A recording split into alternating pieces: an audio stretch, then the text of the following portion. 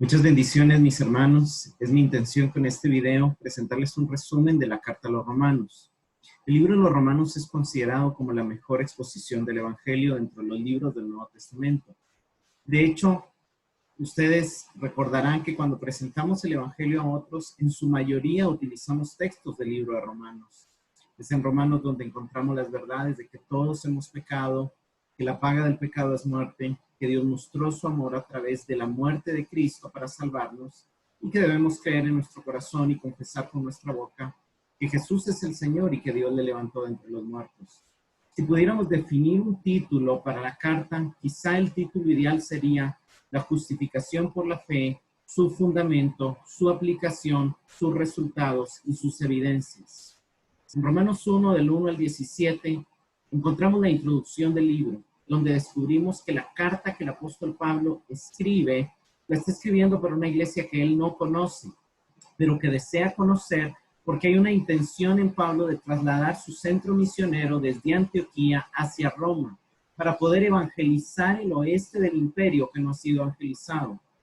Y esta carta es su carta de presentación para la iglesia, donde él explica teológica y detalladamente el evangelio.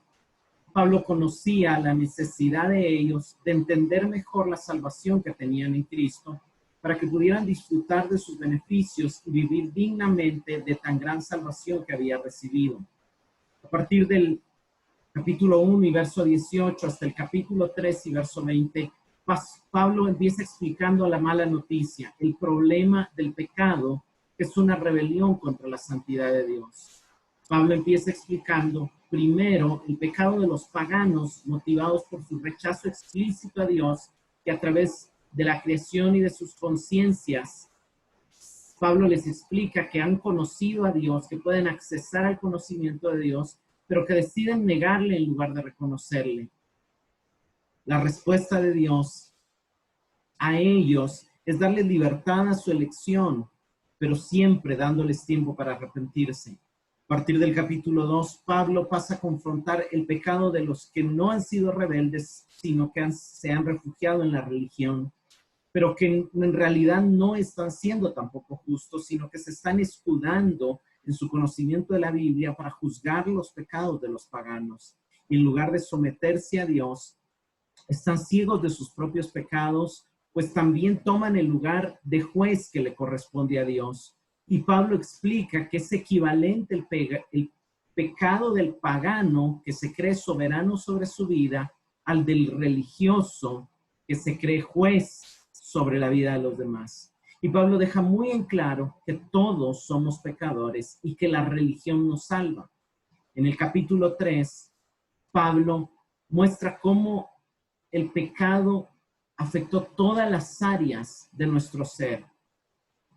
Independientemente hayamos crecido en rebelión o hayamos crecido en religión, nuestros pensamientos están inclinados al mal, nuestras acciones están inclinadas al mal, nuestras miradas, nuestras palabras, nuestras motivaciones vienen desde una naturaleza pecaminosa.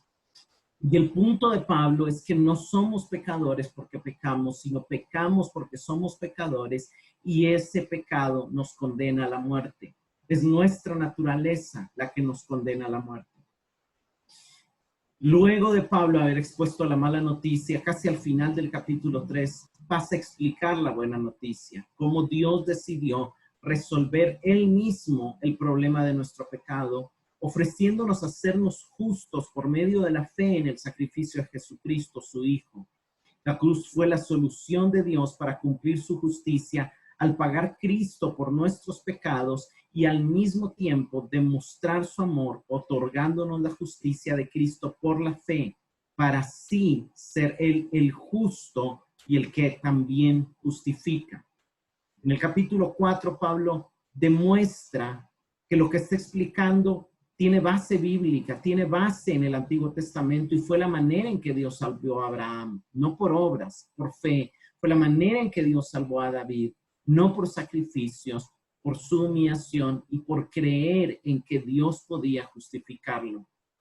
Así, de esta manera, vemos que Pablo puso todo el fundamento teórico del Evangelio del capítulo 1 al capítulo 4. Expuso teológicamente la mala y la buena noticia. La segunda sección del libro de Romanos aparece del capítulo 5 al capítulo 8. Pablo se enfoca en el presente, en los resultados que produce en nosotros la salvación. En el capítulo 5, Pablo empieza dando por hecho que ya hemos sido salvos, que ya somos justificados por la fe, y empieza a explicarnos esos beneficios de la justificación. Tenemos paz para con Dios, tenemos acceso o audiencia a Él, fuimos reconciliados con Él y se activó el proceso constante de la salvación que seguirá en nosotros hasta la resurrección. La segunda parte del capítulo 5 nos dice que esto es posible porque antes Adán era nuestro representante legal y cabeza federal, pero ahora Cristo es nuestro nuevo representante legal y nuestra nueva cabeza federal. En el capítulo 6, Pablo va más lejos y nos explica que estamos unidos a Cristo, que morimos con Él y resucitamos con Él. Y esto implica que el pecado ya no puede ni debe gobernarnos. Ya no debemos de seguir presentándonos como esclavos al pecado, porque ahora Dios, Cristo, es nuestro Señor. Y el resultado es que deberíamos de servir a Dios. El capítulo 7, Pablo pasa a tratar el problema de la ley y explica que el antiguo pacto nos pedía ser lo que no éramos, pero que en el nuevo pacto, ahora lo que Dios hizo fue cambiar nuestra naturaleza y aunque la meta es la misma, la santidad y la justicia, ahora el nuevo pacto, cambiándonos desde adentro, nos llama a ser lo que somos y nos da la capacidad por el Espíritu para vivir de acuerdo con lo que ahora somos.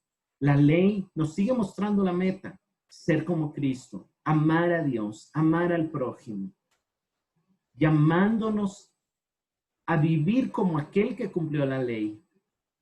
Pero la ley ya no es el camino, la ley ya no es nuestra guía, la ley ya no nos seguirá torturando porque ya no estamos bajo su dominio. Ahora Cristo es nuestra cabeza y el Espíritu Santo es nuestra guía que nos ayuda en nuestra debilidad.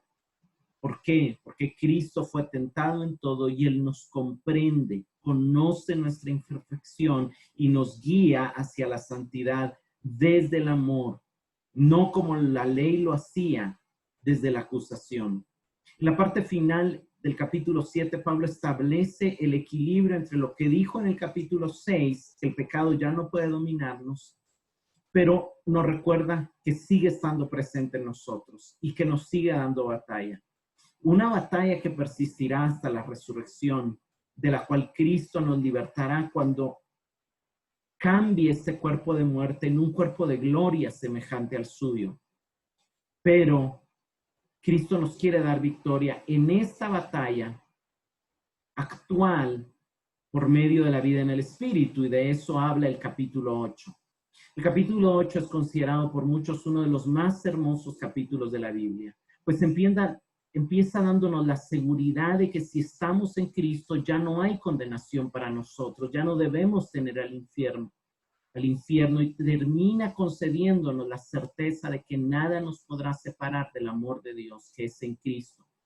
Y en medio de estas dos frases, Pablo nos muestra cómo Dios nos ha dado su Espíritu, que nos capacita para agradarle, que nos capacita para hacer morir las obras de la carne, que nos concede vida y paz, que nos ayuda en nuestra debilidad, hasta en el proceso mismo de la oración, y que nos conecta con la paternidad de Dios y nos permite clamar Abba Padre, a la vez que garantiza nuestra resurrección, garantiza que el que empezó en nosotros la buena obra la terminará. En la segunda mitad del capítulo 8, Pablo pasa a hablar de lo que el Padre hace. Luego de hablar de lo que Cristo hizo y hablar de lo que el Espíritu hizo, nos explica que la salvación es un asunto del Padre. El Padre nos conoció, nos predestinó antes de nacer, nos llama efectivamente, nos justifica y nos glorificará.